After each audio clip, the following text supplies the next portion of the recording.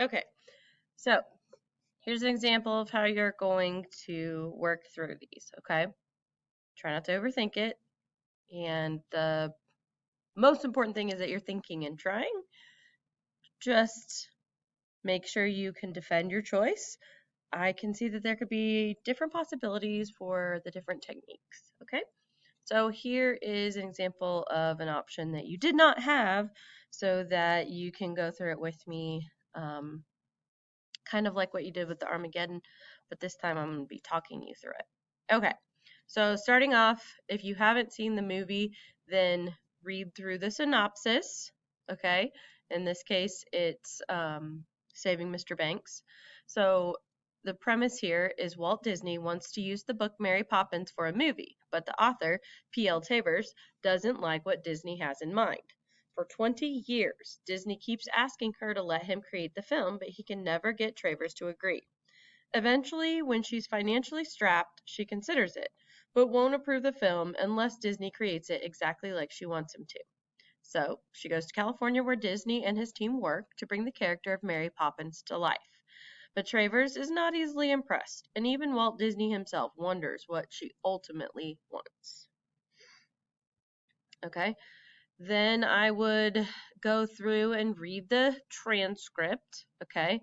You're looking for examples of ethos, pathos, logos, and then we know that more specifically, we are looking for these specific rhetorical techniques and devices, okay? So all of these are a part of the emotional appeal with pathos or the logical appeal with logos, okay? That kind of thing. So, before I read through all of this, I would watch the video link.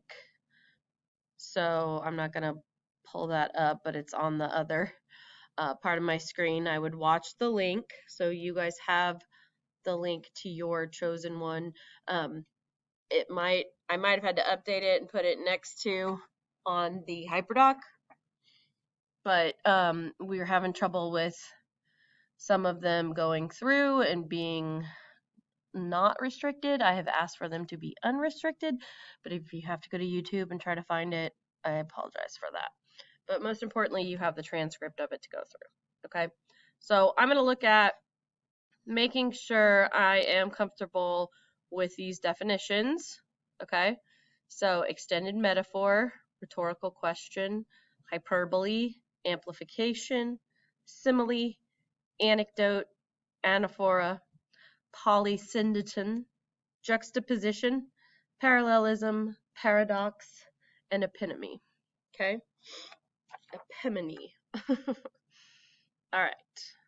So if I looked at these, then I'm going to review.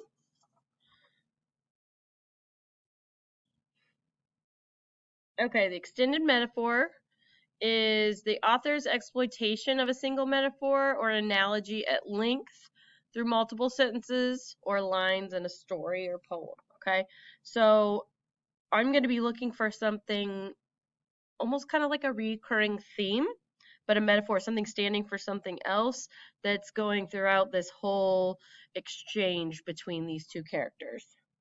The rhetorical question, obviously, if you look for the questions, noted by the question mark, and it's presented to make the other person think, but it doesn't necessarily want an answer. A hyperbole, we know, is an exaggeration. Okay, so used to emphasize something. Similarly, amplification is when a word or a phrase gets embellished by adding kind of more information to it. So if we see something that seems to be that seems to stand out because it's like it's snowballing almost, it's telling more and more and more about it. That can sometimes seem like a crescendo too. Okay, so you know a lot of these are very closely related and intertwined. Okay, that's why it becomes a little tricky. I understand that.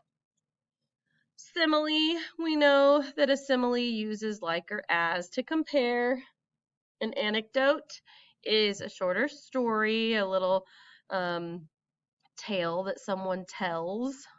Kind of interesting, amusing, helps you kind of remember things. Anaphora is the repetition of the word at the beginning of a sentence or the successive clauses, okay? Then you have the polysyndeton, which is several coordinating conjunctions used in succession in order to achieve this artistic effect. So my example from that was talking about, what I do for my son when I'm trying to convince him to clean up after himself. I go to work and then to the store and I buy all the food and I cook it up for you and I have to clean up after, that repetition of one of the fanboys. Juxtaposition is when there are two opposing ideas, images, colors, whatever, placed close together with contrasting effect. Okay, so basically something that seems contradictory, but really is used for emphasis to prove the importance of an aspect. Parallelism, that's another tricky one. Okay, I want you to think of how sentences are constructed. I want you to look more kind of towards the beginning of something and then something more toward the end of something. Okay, you can also have parallelism with themes and whatnot, and for these purposes, let's look at the way the sentences are constructed. A paradox, something that you're like, no way, that's real. It's totally absurd, ridiculous. And then you start looking into it and it gets explained and you're like, oh, wow, yep, that actually is real or accurate or whatever. And then finally, the epimony, which I can never say right, the epimony, which is the repetition of a phrase or a question. It's dwelling on an important point. Okay, so something that's repeated over and over again to dwell on an important point. Okay, now we're going to go back to the transcript. And then we have P.L. Travers, who's the author of Mary Poppins, and then Walt Disney, who wants to make the movie. Okay. Come to change my mind, haven't you? Beat me into submission? No. I've come because you misjudge me. How do I misjudge you? You look at me and you see some kind of Hollywood King Midas. You think I've built an empire and I want your Mary Poppins as just another brick in my kingdom. And don't you? Now, if that was all it was, would I have suckered up to a cranky, stubborn dame like you for 20 years? No, I would have saved myself an ulcer. No, you expected me to disappoint you, so you made sure that I did. Well, I think life disappoints you, Mrs. Travers. I think it's done that a lot, and I think Mary Poppins is the only person in your life who hasn't. Mary Poppins isn't real. That's not true. No. She was as real as can be to my daughters and to thousands of other children, adults too. She's been there as a nighttime comfort to a heck of a lot of people. Well, where is she when I need her, I opened the door for Mary Poppins, and who should be standing there but Walt Disney. Mrs. Travers, I'm sorry. I hoped this would have been a magical experience for you and for all of us, but I let you down. And in doing so, I've broken a 20-year-old promise I made to my daughters. I've been racking my brain, trying to figure out why this has been so hard for you. And well, you see, I have my own Mr. Banks. Mine had a mustache. So, not true that Disney created man in his own image? No. It is true that you created yourself, and someone else knows him. Have you ever been to Kansas City, Mrs. Travers? Do you know Missouri at all? I can't say I do. Well, it's mighty cold there in the winters, bitter cold. And my dad, Elias Disney, he owned a newspaper delivery route there. 1,000 papers twice daily, a morning and an evening edition. And Dad was a tough businessman. He was a save a penny any way you can type of fella, so he wouldn't employ delivery boys. No. He used me and my big brother Roy. I was 8 back then, just 8 years old, And like I said, winters are harsh, and old Elias, he didn't believe in new shoes until the old ones were worn through. And honestly, Mrs. Travers, the snowdrifts, sometimes they were up over my head, and we'd push through that snow like it was molasses. The cold and wet seeping through our clothes and our shoes, skin peeling from our faces. Sometimes I'd find myself sunk down in that snow, just waking up because I might have passed out or something. I don't know. And then, well, it was time for school, and I was too cold and wet to figure out equations and things. And then, well, it was right back out in the snow again to get home just before dark. Mother would feed us dinner, and then it was time to go right back out and do it again for the evening edition. You best be quick there, Walt. You better get those newspapers up on that porch and under that storm door. Papa's going to lose his temper again and show you the buckle end of his belt, boy. I don't tell you this to make you sad, Mrs. Travers. I don't. I love my life. I think it's a miracle. And I loved my dad. He was a wonderful man. But rare is the day when I don't think about that 8-year-old boy delivering newspapers in the snow and old Elias Disney with that strap in his fist. And I'm just so tired, Mrs. Travers. I'm tired of remembering it that way. Aren't you tired too, Mrs. Travers? Now, we all have our sad tales, but don't you want to finish the story? Let it go and have a life that isn't dictated by the past. It's not the children she comes to save. It's their father. It's your father, Travers Gulf. I don't know what you think you know about me, Walter. You must have loved and admired him a lot to take his name.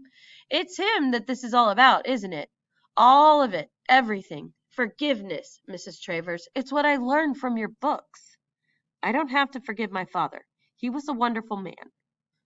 No, you need to forgive Helen Gulf. Life is a harsh sentence to lay down for yourself. Give her to me, Mrs. Travers. Trust me with your precious Mary Poppins. I won't disappoint you. I swear every time a person walks into a movie house from Leicester to St. Louis, they will see George Banks being saved. They will love him and his kids. They will weep for his cares. They will wring their hands when he loses his job. And when he flies that kite, oh, Mrs. Travers, they will rejoice. They will sing. In movie houses all over the world, in the eyes and heads of my kids and other kids, and mothers and fathers for generations to come, George Banks will be honored. George Banks will be redeemed. George Banks and all that he stands for will be saved. We will instill hope again and again and again. Now, maybe not in life, but in imagination, because that's what we storytellers do. We restore order with imagination. We instill hope again and again and again. So trust me, Mrs. Travers. Let me prove it to you. I give you my word. Okay, now the extended metaphor is him being like the top of the world, the most important guy, a king, what Disney being the king. So that's where it says, you look at me and see some kind of Hollywood King Midas. You think I've built an empire and I want your Mary Poppins just as another brick in my kingdom. Okay. Then we have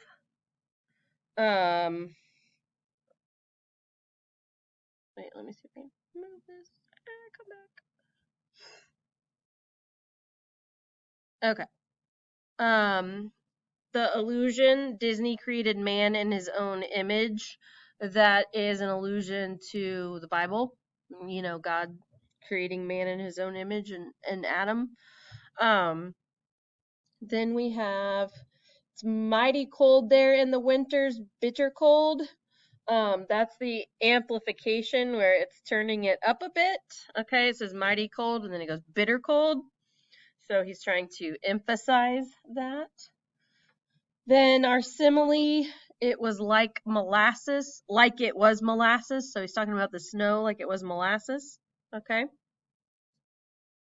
Then we have a juxtaposition. Aren't you tired too, Mrs. Travers? We all have our sad tales. Don't you want to finish it? Let it all go and have a life that isn't dictated by the past. Okay. So he's saying you did all this work, but now you need to let it go. So, you own it, now give it up. That's kind of the two kind of opposite things there. We've got